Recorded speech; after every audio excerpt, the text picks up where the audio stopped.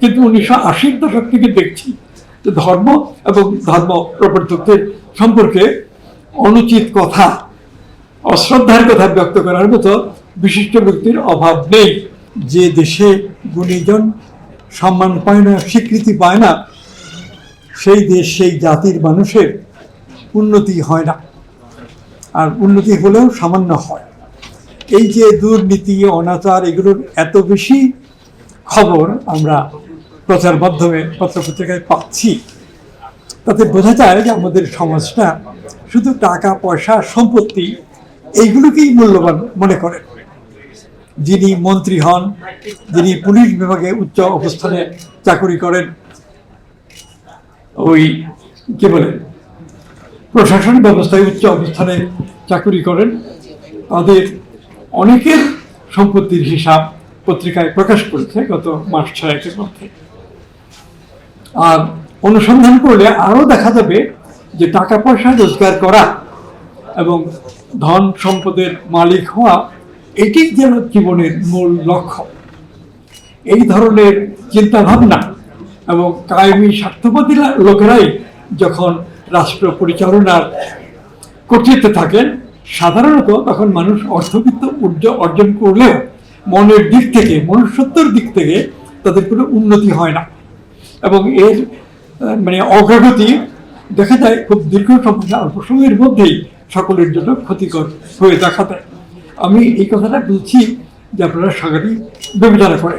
আমি দেখছি যে এই কক্ষে যারা উপস্থিত আছেন তাদের অনেকের সঙ্গে আমার ব্যক্তিগত আলাপ পরিচয় আছে, আবার অনেকের সঙ্গেই আমার সেরকম ব্যক্তিগত আলাপ নেই, কিন্তু তারপরে আমি দেখছি যে আপনারা অনেকেই তো অসাধারণ গুণবান ব্যক্তি, নানান ক্ষেত্রে গুরুত্বপূর্ণ কাজ করেছে। আমি শুধু এই কথাটুকু বলতে চাই যে আপনারাও যদি মনে করেন যে অর্থ সম্পদের দরকার জীবনে অবশ্যই আছে, খেয়ে পড়ে বাঁচতে হবে, কিন্তু কেবল সম্পত্তি করে যাব, আমাদের ভবিষ্যৎ বংশধর আগামী 7 পুরুষ 14 পুরুষ এই সম্পত্তির উপরে নির্ভর করে চলতে পারবে, এই মানসিকতার ভুল আছে, ত্রুটি আছে। এই ঘরে যদি আমরা 200 লোক উপস্থিত থাকি এবং এই 200 লোকে যদি মনে করি যে জীবনের অর্থ অনুসন্ধান করে দরকার, তাহলে সেটার ফল অবশ্যই আমাদের জাতীয় জীবনে ভালো হবে।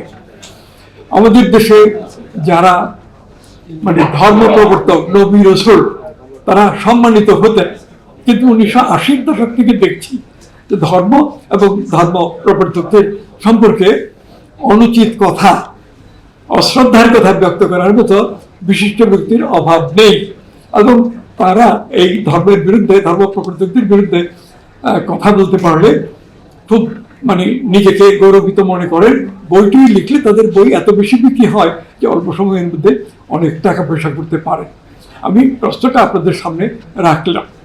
আরেকটা হলো যে আমার লেখার অভ্যাস আছে, সেই স্কুলের পরিসময় থেকেই আমি একরকম লিখতাম, এবং আমার লেখার প্রধান বিষয় হলো যে মানুষের জীবন তো এই পৃথিবীতে অনেক উন্নত, অনেক সুন্দর হতে পারে। পারস্পরিক সম্পর্কের মধ্যে প্রীতি, প্রেম, পারস্পরিক বন্ধুত্ব নিবিড় হলে মানুষ তো আনন্দে থাকে, শান্তিতে থাকে, এবং সেই বিষয়গুলো আমাদের দেশে গত 30-35 বছরের মধ্যে খুব কমে গেছে এবং এখনো কমতির ধারায়। এগুলো নিয়ে আমরা এই ঘরের 200 মানুষ যদি চিন্তা করি, আমাদের যাদের সঙ্গে আলাপ হয়, অনেক সময় আমরা আড্ডা দিই, তাদের মধ্যে কিছু কিছু কথা এগুলো নিয়ে আলোচনা করি, তাহলে আমাদের নিজেদের মন মানসিকতাও উন্নত হবে এবং আমাদের জাতির অবস্থাও উন্নত হতে পারে। একটা বিষয় লক্ষ্য করেন যে জমিতে যে ফসল উৎপাদন হতো বাংলাদেশে এখন থেকে 40 বছর আগে, 50 বছর আগে, এখন সেই ফসল তার 3 গুণ 4 গুণ বেড়েছে। পৃথিবীর অনেক দেশে, যেমন জাপান টাপান, যেগুলিতে সামাজিক অবস্থা, রাজনৈতিক অবস্থা একটু সুশৃঙ্খল, সেখানে এই উৎপাদন, কৃষি উৎপাদন অনেক বেড়েছে, আমাদের দেশেও বেড়েছে। গোটা পৃথিবীতে সব মানুষ সম্মানজনক ভাবে খেয়ে পড়ে বাঁচতে পারে, এইরকম একটা উৎপাদনের বাস্তবতা আসছে।